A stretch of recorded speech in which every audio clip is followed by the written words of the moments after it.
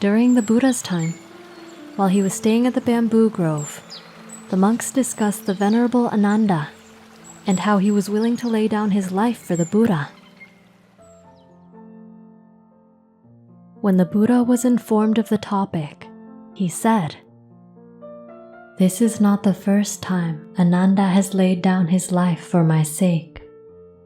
He has also done this in the past. A long time ago, when Brahmadatta was reigning in Benares, Khema was the king's chief consort. At that time, the Bodhisattva was born in the Himalayan region as a beautiful golden-hued stag named Rohanta.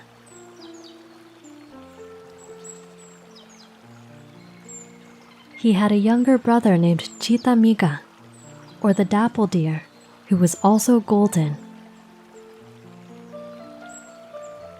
He also had a younger sister named Sutana.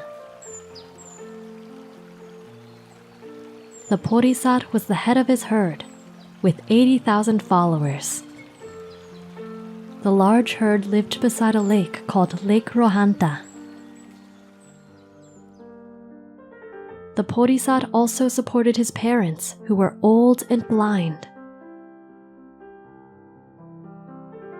One day, a hunter who lived in the village of hunters near Benares happened to see the great being. Many years later, when he was on his deathbed, the hunter told his son, "My boy, in the mountains, near that hidden lake, there is a golden deer. If anyone should ask about it, you may tell them what I saw."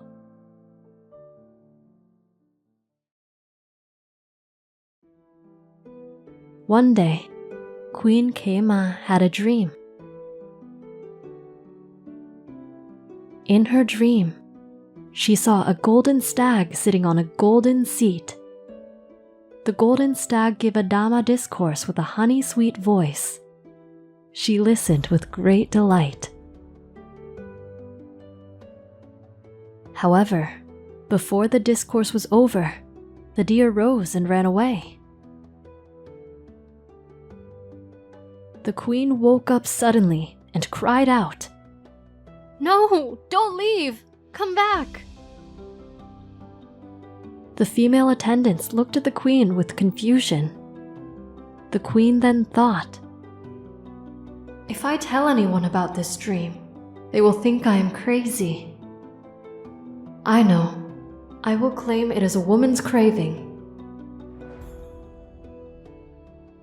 And so the queen pretended to be sick in bed, and when the king checked on her, she said, "My lord, I feel so sick. Nothing can make me feel better. I must have my cravings fulfilled." "What do you crave?" "I want to hear the voice of a golden stag. Nothing else will satisfy my pregnant cravings. If I do not get this, I will surely die. You don't want me to die, do you?"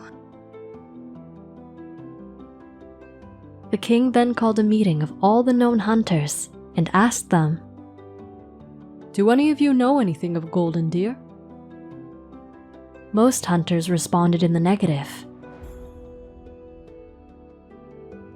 "My lord, I have heard of such a creature. I have not seen it myself, but my late father has, and he told me where to find it." The king then gave him money and supplies and promised to reward him handsomely if he brought back the golden deer.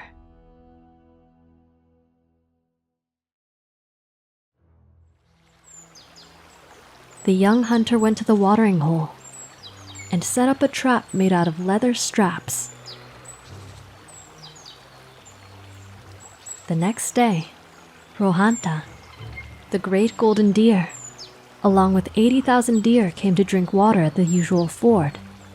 Just as he was going down to the water, he became caught in the noose. Not losing his composure and mindfulness, Rohanta thought, If I cry out loud and alert the others that I am caught, they will flee in terror without having drunk any water. They might injure themselves. I must not be the cause of their suffering. Rohanta then pretended to drink water as if he were free. The other deer followed his lead and quenched their thirst. After they had all drunk, they all began to turn away from the ford.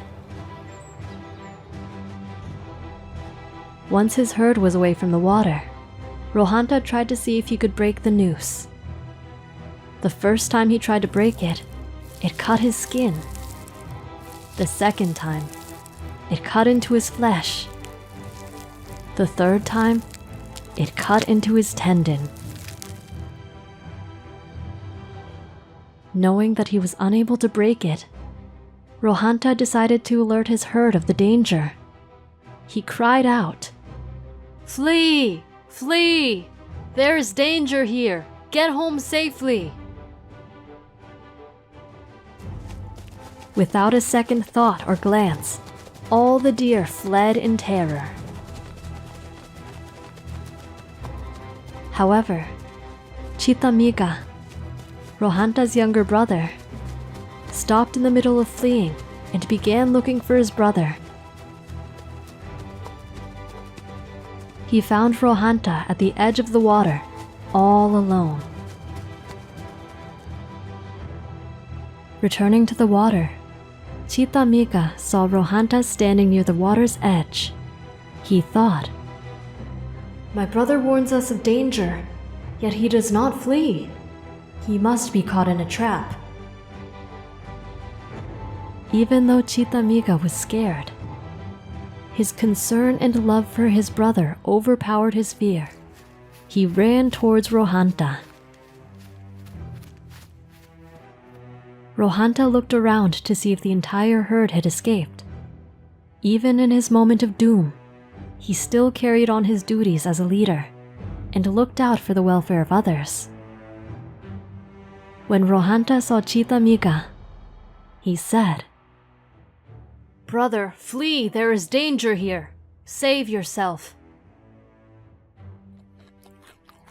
Instead of fleeing, Chitamiga began to bite at the rope. "Chitamiga, what are you doing?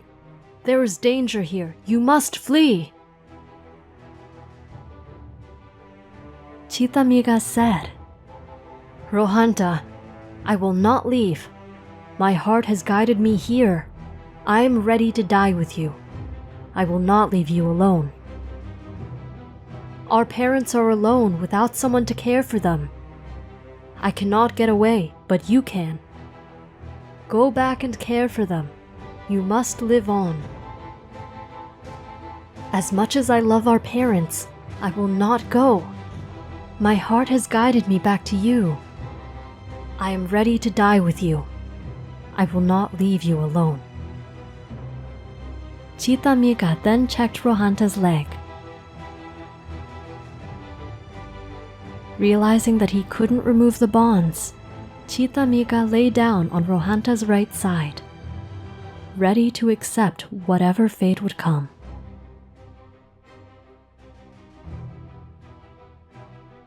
What did you learn from this story? Let us know in the comments. We hope you enjoyed the video. Click like if you did, and click subscribe if you want to see our uploads. And consider making a donation to support our Buddhist animation project.